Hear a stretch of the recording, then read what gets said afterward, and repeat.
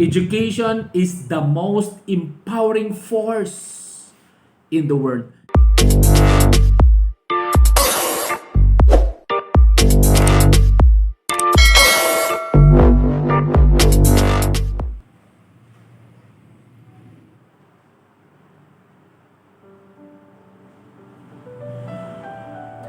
Kababayan, saan ka ngayon? Or sa dako ng mundo ka? Mga kaibigan, pakinggan mo kahit saglit lang. Ang programang ito, mga kapatid, ay dapat mong subaybayan. Dahil ito po ay makapagbigay ng kunting kaalaman.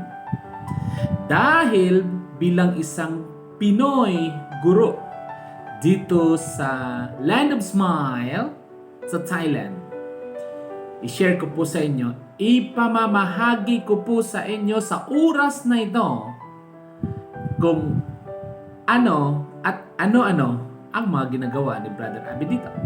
On how Brother Abby educate the students here in the land of a golden smile, Thailand. Bago pa yan mga kapatid, I just want to greet you. Sawadee krap. My friends, pumasok sa mind ko. You know why? Sa kapanahunan ngayon, sa pandemya nito ngayon mga kapatid, napakalaking porsyento ang binaba ng level of intelligence or tinatawag na IQ ng tao, IQ ng mag-aaral, and even the educators. My friend, but I just want to share to you the importance of education. Education is the most empowering force in the world. Yes. Therefore, we must to embrace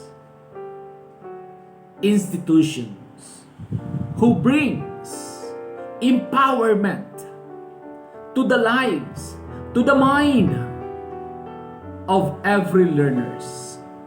If you were a teacher, I salute you. You are the best hero of the society. My friends, you know, education, it creates knowledge, builds confidence, and breaks down barriers to opportunity.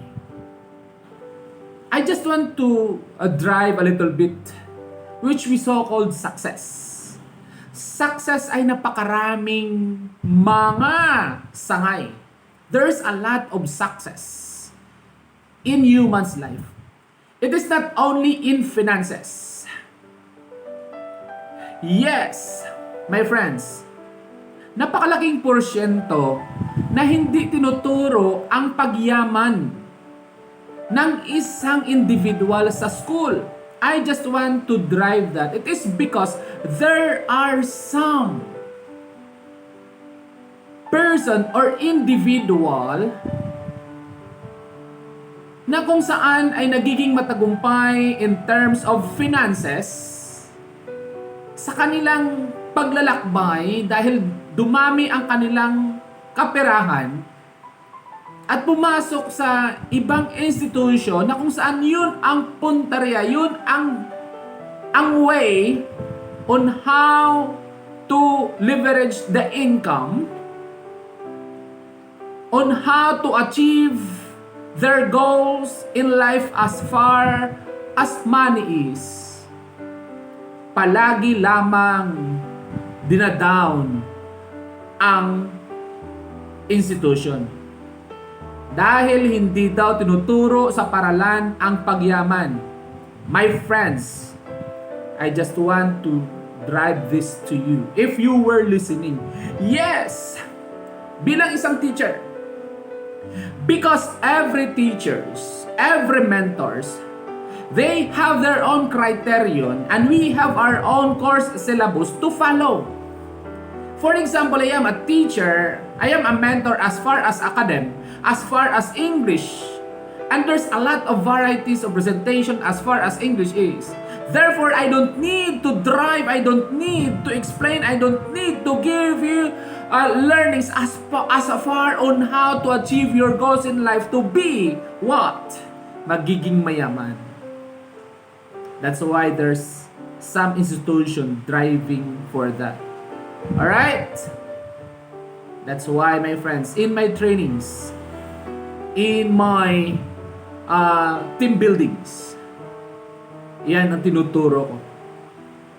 But then, you were there in your position right now because of the teachers. Hindi ka nagiging mayaman sa kalaman, itong yaman sa kalaman, hindi ka nasa pwesto mo ngayon, hindi ka sa kurso mo ngayon na natapos kung walang kaalaman, kung hindi ka binigyan ng tunay na gabay ng inyong guro or mentor or teachers or professors. Right? It can make sense? Yes! And now, having with this, my friends, you were now a good doctor, you were now a good engineer, you were now a good mentor, you were now a good nurse in your position because of the teachers. This is the power of education. With a mentor, we are going to nurture you, we're going to guide you. But then, my friends, the reality is, find ways on how you become a good person in the society kapag lumabas ka ng school. Alright? And now, my friends, again, the education is the most empowering force in the world. It creates knowledge, builds confidence, and breaks down barriers to opportunity. And now, my friends, look at this. Ito po yung tinuturo ko, mga kaibigan, on how Brother Abby nurture the minds, on how Brother Abby guiding the students here as far as English is. Please, my friends, bear with this. A time for everything. There is a time for everything, and a season for every activity under the heaven. A time to be born, and a time to die. A time to plant, and a time to uproot. A time to kill, and a time to heal. A time to tear down, and a time to build. A time to weep, and a time to laugh. A time to mourn, and a time to dance. A time to scatter stones, and a time to gather them.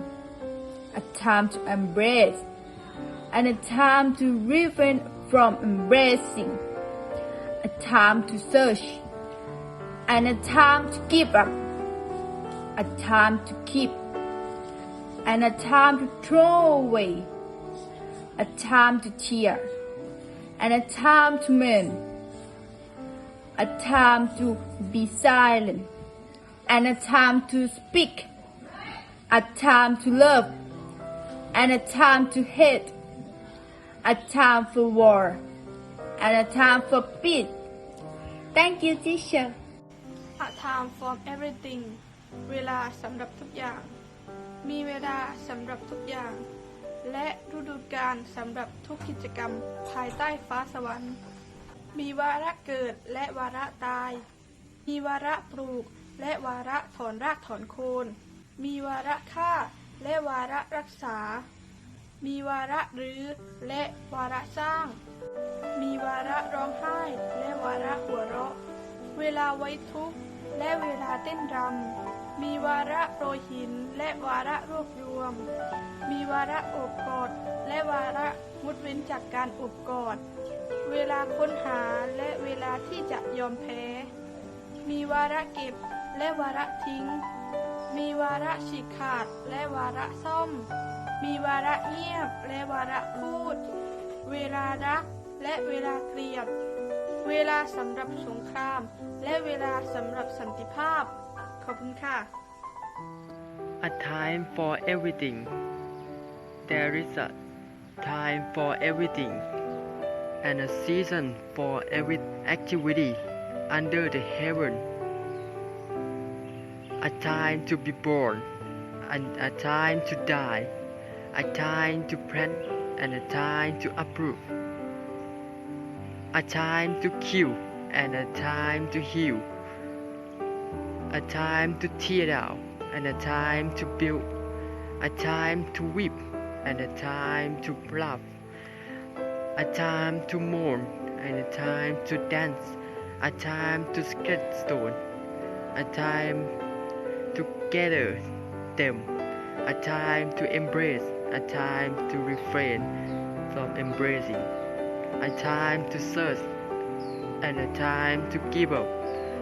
A time to keep, and a time to throw away. A time to tear, and a time to mend. A time to silence. A time to speak. A time to love, and a time to hate. A time for war, and a time for peace.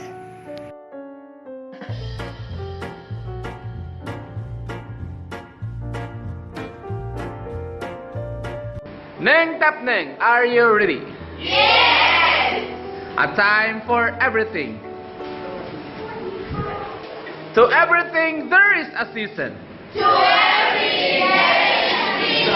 A time for every purpose under heaven. A time for every purpose under heaven. A time to be born. A time to be born. And a time to die. And a time to die. A time to plant. And a time to pluck. What is planted?